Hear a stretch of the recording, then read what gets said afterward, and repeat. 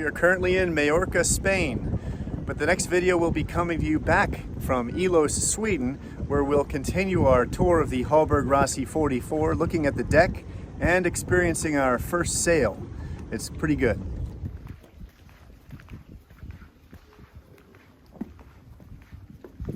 Forward. You see you have two pad eyes. Yep. One in front of the anchor, one here in the back. One in front, only for the blue water runner and the jet anchor. The one in the back is for the code 0. And it needs a lot of tension. And this is better reinforced. So you use the backwards one for the code 0.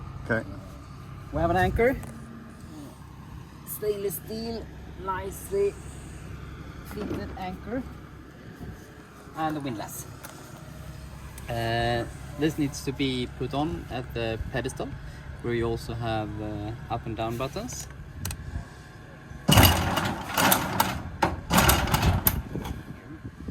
This is a friction brake. So if you are caught in a storm and you can't get the anchor up, you put a winch handle in here and you release it, and the anchor chain will free fall out.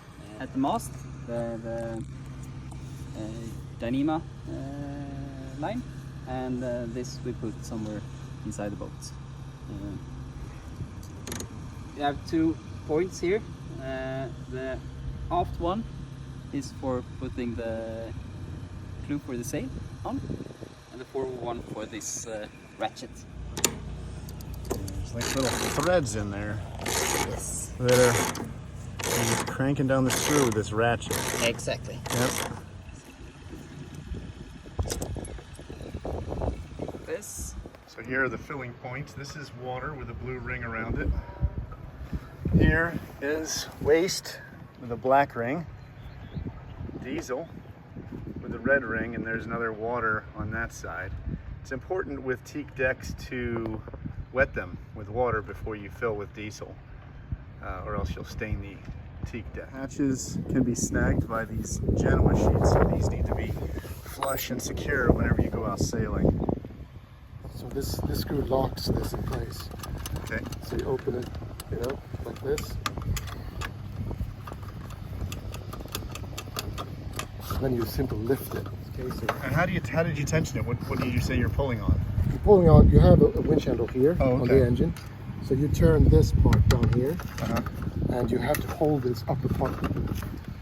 So And you just crank it until. How do you know when you have the right tension? a little bit of experience. Yeah. If you shake it around like this, Feel that here. it's not supposed to make a lot of noise. Okay. Because if you take a loose one, It'll bang a lot. Yes. Okay. A lot. If this is too loose or too much tension to it, you will have problem taking the sail anywhere. Okay. That makes sense. Yeah, because it's dragging Because against it, the mast. it changes the shape of the sail. And you said different sails handle better in this system. Which ones do you think were easier to furl inside that system versus? That's a salesman. That's the salesman question. I have to take the political line. The mast profiles, they are much bigger now than the furling mast was in the past. Yeah. So even now with the quite thick, sturdy Epex cloth, they are easy to furl. Okay. Yeah, it's much easier when you have the standing battens. Okay. Because the sail gets so much stiffer. Oh, I see. Yeah, it stands, like a sail stands. I with see. a lot Yeah. of wind Yeah. into it. Yeah. Now I had heard that sometimes those battens can get hung up. In the past, yeah, because the difference between this mast here, the profile, is that this space here is so much bigger now than it used to be. Yeah. Well, you can really see the rake of the mast as you look up here. Yeah. Oh, very good. Okay, so I mean, hopefully this is not something I need to mess with. No. And I saw you guys dropping the sail, so I mean, dropping the sail is just a matter of getting that groove lined up, and then what? So the clue sits on this hook here. Okay, let's get a look at that. Yeah. Okay. So as soon as you loosen it from the halyard, you'll unhook this. Yeah. It's going to pull through this slot, yeah, and then you can drop the whole thing if you get stuck. yeah. That's okay. And that is a feature on your sail that's much easier because you don't have that. Pretty good. Right. Any more maintenance? We have some grease holes plugs here. There are some selling grease in the boat. A little bit of grease is good. Okay. But that's like every 2 years or so. Okay. It's not, but still, wash it up with a toothpaste or a toothbrush or something. And then squirt some of that Selden grease in there. Yeah. Anything down here? Same thing. Same thing down there? Yeah. Is there a port you get into for the grease? There's a little hole right there. Okay. So you just I see it. Yep. Yeah, just have to make sure that it's lined up right. Okay. How's the reliability of these furling underdeck systems? Well, I would say that since it's including electrical engine, there's always a risk. Yeah. If it's a manual furlix, Yeah. over the deck, obviously that is more safe. But we haven't had any problems that I can recommend. We fill those. We fill the anchor box up all the way up to the top with water to make sure that nothing is leaking. So. Oh, okay. So it can take it. Okay. And you have manual backup on both Yeah. head sail. And we'll go through that. Yes. Yeah. Okay. Nice.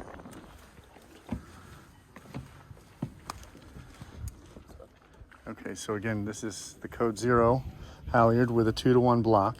Okay, this is a spare main halyard, so that's yellow and blue flecks, blue stripe with yellow fleck, and that is spare. Well, this is the staysail halyard. The red stripe. That is that's a Jenniker halyard you have here. Here we have the Genoa halyard. Okay, Genoa halyard. Blue one. So blue, all blue is Genoa. Yes. Okay. Out line goes back to the cockpit. Main halyard, Okay. also back to the cockpit. Code Zero, back to the cockpit. Topping lift for the spinnaker pole goes to here. Okay, there we go. And Inner this is forestay. this is our inner forestay, but topping lift for the pole. And then what about for the slide for the pole? The blue and yellow fleck is to control the slide of this pole. I'm assuming we'll practice that a little bit. Okay, grease hole covers that we looked at on the other mast. And then here, this is what the mainsail looks like wound up inside the mast. And this is all sail protective covering, so you don't have any sun exposure. Everything's protected by the mast, which is pretty nice. There actually is quite a bit of room, isn't there? Yep. Okay. Position, it says in. It means it's a ratchet function. If you're manually going to furl in the sail, put it here, as in, and this has to also go up. Turn in, and now there's no possibility for the sail to come out, because it says ratchet function. Normal day-to-day use should always be on free and on motor. Okay. 50. That's the new 50, huh?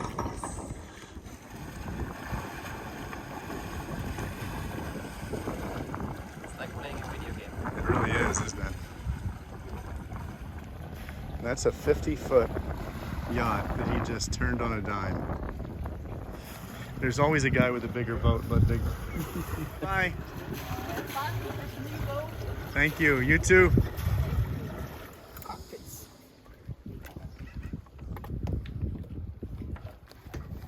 Swim platform. Have this all loose.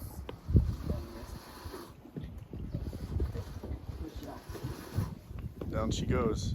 How hard is it to pull up now? Super easy. Look at that. It's hardly even trying. And then you can just break it here. A little bit with your foot. So it doesn't slam. And you lock it. Very nice.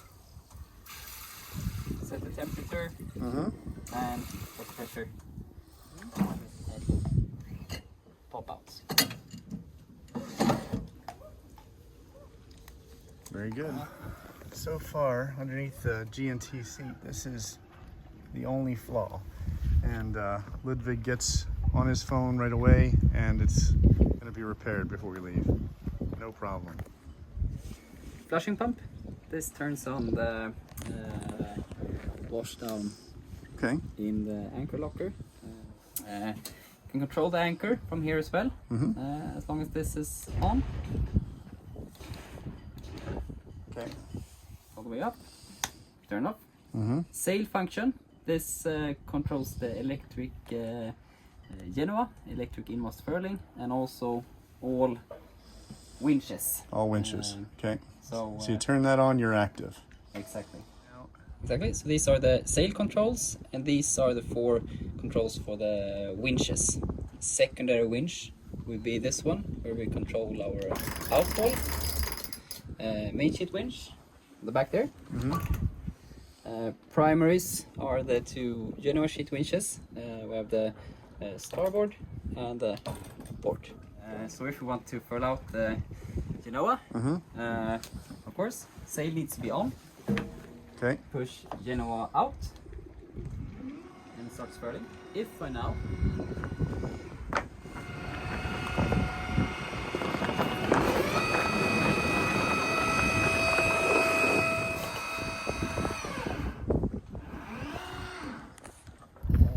engine, let's start. That's it. That's it. Normal, reverse and forward. This is electronically steered, so now we are in forward. But sometimes we might want to rev up the engine without having gearing. And we press select, and forward you see it starts blinking. Shore power cables,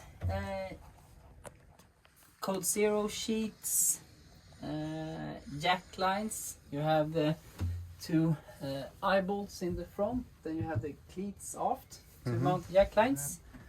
And so here underneath is the 6-man life raft. There's a white line that is still attached here. Once you throw it overboard, that will trigger the life raft to inflate. All right, so this is the manual control for the head sail. So you take this gizmo right here. Yep, and there it is. It's plugged into the side. Did you screw this in? Yes, by the screw you have on the right hand side. Right here is the unit. This is how you're going to manually furl and unfurl the head sail. Obviously you got to come up here to do it, but that's how you do it if the motor fails.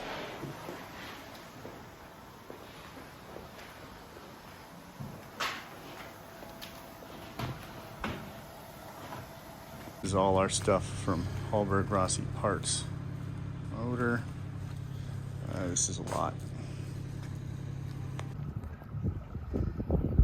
So do you want to comment on the undocking process, how well that went? Exceptional. So here comes another brand new 44 passing by.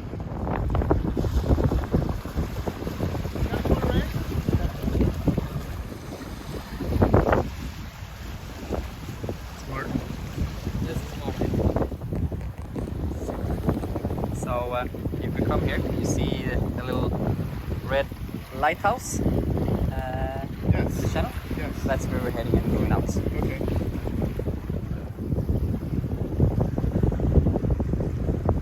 The wind is perfect today, isn't it? It's amazing.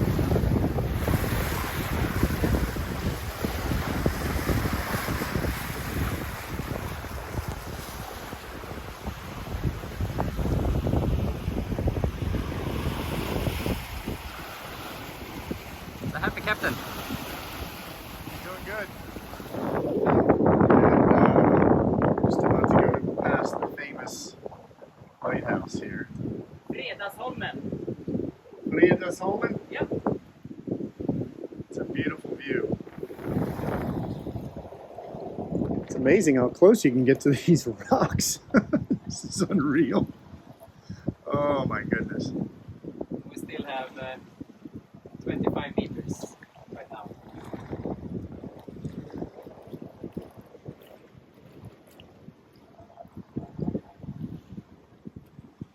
This is glorious. And here's the other side. It's probably probably about 100 yards from one end to the other. Or, yes.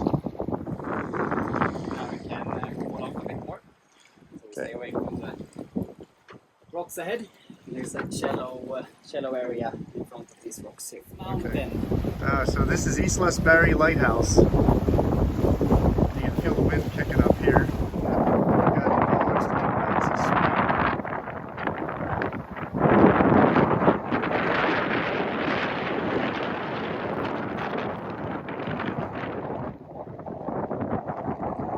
So high up into the wind, just into this little channel here.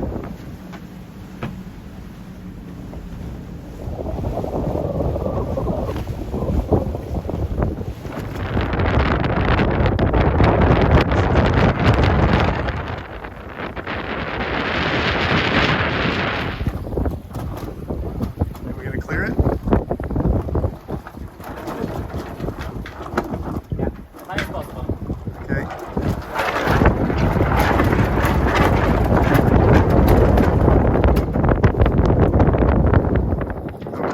On the starboard side. Very good. Okay. Nice. There's the... We pass it a bit, then we can cool off a little bit.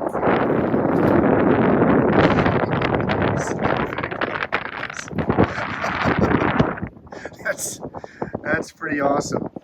That's about 30 degrees off the wind to cut through this channel.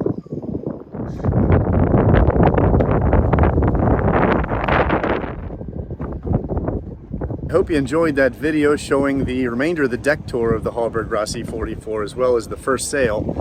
The next video coming up will be a two-day sail up from Ellös, Sweden to Norway, where we complete the export duties on this new sailboat.